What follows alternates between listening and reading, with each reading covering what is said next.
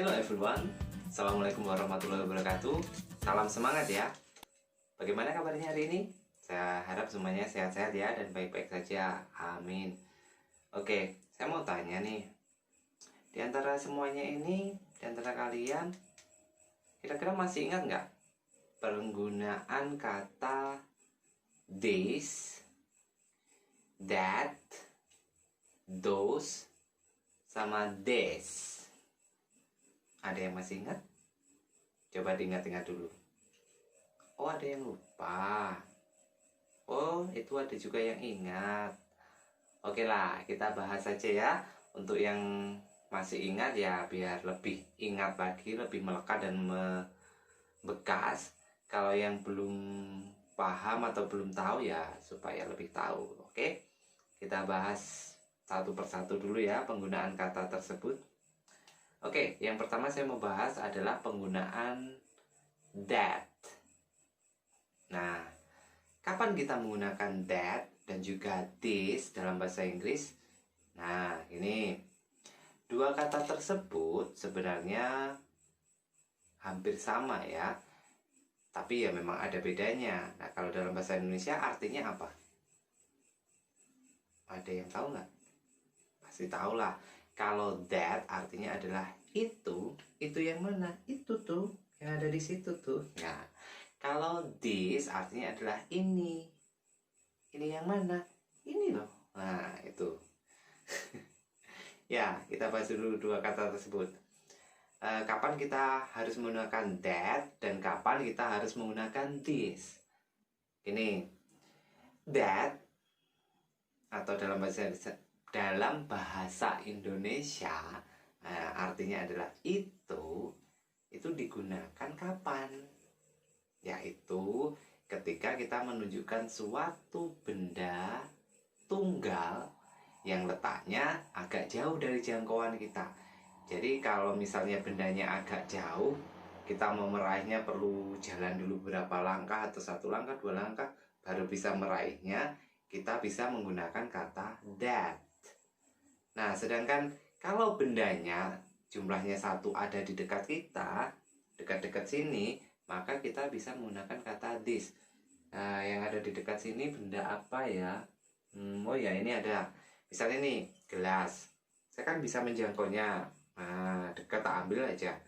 Maka saya bilangnya adalah this is a glass. Ini adalah sebuah gelas. Saya memilih this. Ini. Kenapa? Karena saya mudah menjangkaunya dalam jangkauan saya.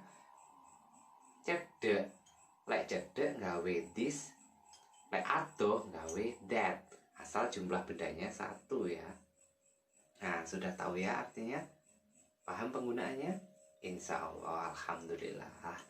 Oke, saya letakkan dulu. Sekarang kita bahas yang berikutnya. Kata those dan juga kata this. Apa bedanya coba? Hampir sama dengan yang pertama tadi, namun yang membedakan adalah jumlah bendanya. Kalau jumlah bendanya itu lebih dari satu, maka kita menggunakan those sama this.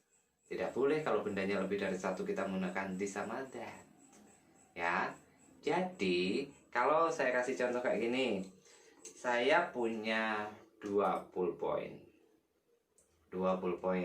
Maka pulpen ini ada di dekat saya. Nah, dekat misalnya di sini.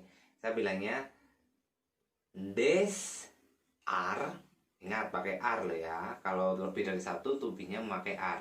These are 2 pens. Atau mungkin jumlahnya 3 ya 3 pens. Bendanya lebih dari satu ada di dekat saya, maka saya menggunakan kata these are 3 pens. Nah, 3. Atau cukup these are pens. Jangan lupa kata s. Jika bendanya lebih dari satu tambah s. Pens. Ya. Sekarang kalau bendanya agak jauh, misalkan saya letakkan bendanya agak jauh, tak taruh mana ya? Tak buangkan aja. Ya, tak buang kan? Saya nggak bisa meraihnya itu. Nah, maka saya bilangnya adalah those are pens. Atau those are 3 pens. Saya review ya. Sudah paham penggunaannya ya. Saya review dari awal supaya paham. That, bendanya jauh, jumlahnya 1. This, bendanya dekat, jumlahnya 1. Those, bendanya lebih dari 1, letaknya agak jauh. This, bendanya lebih dari 1, letaknya dekat. Jadi sampai mau pilih yang ini atau yang itu, nah, jumlahnya 1 atau lebih, terserah, menyesuaikan. Jadi sudah paham ya kapan menggunakan this, kapan menggunakan that, kapan menggunakan this, kapan menggunakan those. Insya Allah sudah paham ya. Oke, jadi mungkin bisa bermanfaat, bisa di-share untuk saudaranya atau teman-temannya ataupun adik-adiknya supaya paham penggunaan kata that, this, those, sama this. Nah, itu ya, benda jauh dan benda dekat. Tapi walaupun jauh, tak akan sejauh hati kita ya. Kita kan tetap dekat ya. Makanya di like. Kalau bermanfaat, di like atau di subscribe ya, biar lebih semangat lagi buat channel-channel yang bermanfaat. Jadi ingat, jaga selalu kesehatan, apalagi di masa-masa pandemi seperti ini. Jangan keluar rumah kalau tidak berguna. Walaupun di rumah tetap bisa bermanfaat kan, tetap bisa menyebarkan kebaikan, tetap bisa membawa manfaat kepada orang lain. Jadi seperti itu ya.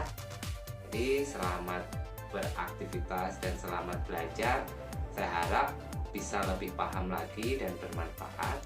Assalamualaikum warahmatullahi wabarakatuh. Salam semangat selalu ya.